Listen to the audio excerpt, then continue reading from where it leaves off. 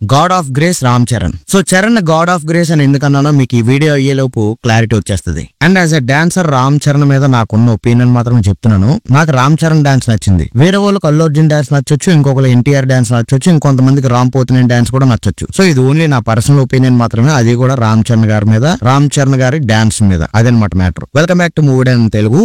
Video చూసేస్తున్నారు కానీ subscribe చేయడం మానేస్తున్నారు. So please try to subscribe and like the video. Let's begin the show. Sudden గా నాకు ఈ వీడియో ఎందుకు చేయాలనిపించిందంటే, మన Charan the Dhop song release అయింది. అందులో ఒక 3 స్టెప్స్ అయితే వేసాడు చరణ్. అందులో దోప్ సాంగ్ ఎండింగ్ లో చరణ్ ఒక కంటిన్యూ స్టెప్ వేసాడు. అది 2 minutes ఉంటదంట. అలాగే గేమ్ చేంజర్ రామచ్చమచ్చ సాంగ్ లో చరణ్ 1 minute కంటిన్యూ స్టెప్స్ అయితే వేస్తాడంట. సో ఈ దోప్ సాంగ్ లో చరణ్ డాన్స్, ఆ డాన్స్ వెనకున్న గ్రేసు, ఇదంతా చూశాక నాకు ఈ వీడియో చేయాలనిపించింది. అదనమాట మ్యాటర్. సో రామ్ చరణ్ అయితే చిన్నప్పటి నుంచి ఒక పాయింట్ అయితే పసిగట్టాడండి. అదేంటంటే డాన్స్ అంటే పిచ్చి పిచ్చిగా ఎలా పడితే అలా గెంతులేసేయడం కాదు. మనం చిన్న మూమెంట్ చేసినా అది చూసే వాళ్ళకి అందంగా కనిపించాలి. ఈ విషయం చిరంజీవి గారిని స్క్రీన్ మీద డాన్స్ చేస్తున్నప్పుడు చరణ్ చూసి అబ్జర్వ్ చేశాడు. ఆబ్వియస్ గా చిరంజీవి గారు కూడా చిన్నప్పటి నుంచి చరణ్ కి ఇదే విషయం చెప్పుంటారు అనుకోండి. అండ్ ఇంకో విషయం ఏంటంటే అల్లు అర్జున్, జూనియర్ ఎన్టీఆర్ కూడా స్పీడ్ మూవ్మెంట్స్ చేస్తారు. బట్ రామ్ చరణ్ లో ఉన్న గ్రేస్ అయితే వీళ్ళిద్దరిలో కనిపించదు. ఫర్ ఎగ్జాంపుల్ కి అల్లు అర్జున్ గారు ఆర్య 2 లో మై లవ్ ఇస్ గాన్ అనే సాంగ్ కి డాన్స్ చేశారు. చాలా బాగా చేశారు. బట్ అవే స్టెప్స్ ని రామ్ చరణ్ అయితే ఇంకా గ్రేస్ఫుల్ గా చేసేస్తాడు. కానీ మగధీరలో బంగారు కోడిపెట్ట సాంగ్ ఉంది. దానికి చరణ్ అయితే ఒక గ్రేస్ఫుల్ గా చేశాడు dance.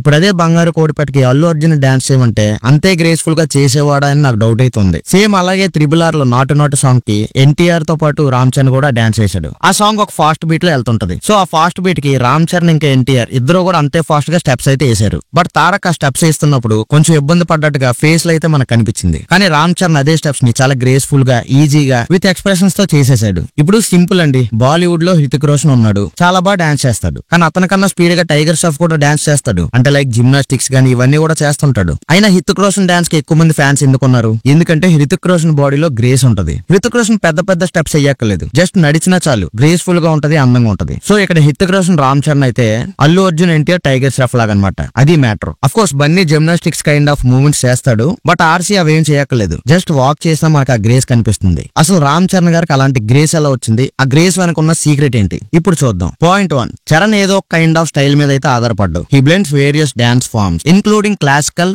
Folk and contemporary styles. So ఇవన్నీ మిక్స్ చేసి మిక్సీలో వేసి మనకు తన స్కిల్ అయితే చూపిస్తాడు. Point 2, training and background. Obviously Ram Charan ఒక ఫిల్మ్ ఇండస్ట్రీ బ్యాక్గ్రౌండ్ నుంచి అయితే వచ్చాడు. కాబట్టి చిన్నప్పటి నుంచి రామ్ చరణ్ డాన్స్ కి ఎక్స్పోజ్ అయ్యాడు. సో తనలో ఉన్న స్కిల్స్ ని ఎన్హాన్స్ చేసుకోవడానికి చిన్నప్పటి నుంచే స్కిల్డ్ కొరియోగ్రాఫర్ దగ్గర ట్రైనింగ్ తీసుకున్నాడు. ఇది ఒక point. Point 3, charismatic screen presence. Screen మీద రామ్ చరణ్ ఎనర్జీ గానీ, స్క్రీన్ ప్రెజెన్స్ గానీ ఆడియన్స్ ని కట్టుపడేస్తాయి. ఎందుకంటే చరణ్ పర్ఫార్మెన్స్ అందరికీ గుర్తుండిపోయేలా ఉంటది. Point number 4, choreography collaboration. ఏదైనా కొత్త కొరియోగ్రాఫర్ లో టాలెంట్ ఉంది, స్పార్క్ ఉంది అనే విషయం రామ్ చరణ్ కి తెలిస్తే వెంటనే రామ్ చరణ్ ఆ కొరియోగ్రాఫర్ కి తన నెక్స్ట్ మూవీలో ఛాన్స్ ఇస్తాడు. ఛాన్స్ ఇవ్వడం అంటే ఆ కొరియోగ్రాఫర్ కి ఏదో బ్రేక్ ఇచ్చేద్దాం, జీవితాన్ని ఇచ్చేద్దాం అలా అని కాదు. అలాంటి కొరియోగ్రాఫర్స్ తో పనిచేసినప్పుడు ఇన్నోవేటివ్ డాన్స్ టెక్నిక్స్ కి తను కూడా అడాప్ట్ అవ్వచ్చు అనే ఉద్దేశంతో ఎవరైనా టాలెంటెడ్ కొరియోగ్రాఫర్ కనిపిస్తే వాళ్ళకి తన నెక్స్ట్ మూవీలో ఛాన్స్ ఇస్తాడు. Point number 5, Charan physical fitness. So basic గా చరణ్ కి ఫిజికల్ ఫిట్నెస్ మీద డెడికేషన్ ఉండడం వల్ల ఏదైనా ఛాలెంజింగ్ డాన్స్ మూవ్స్ ని ఎగ్జిక్యూట్ చేయడంలో తన ఫిజికల్ ఫిట్నెస్ చాలా బాగా యూజ్ అవుతుంది. Point number 6,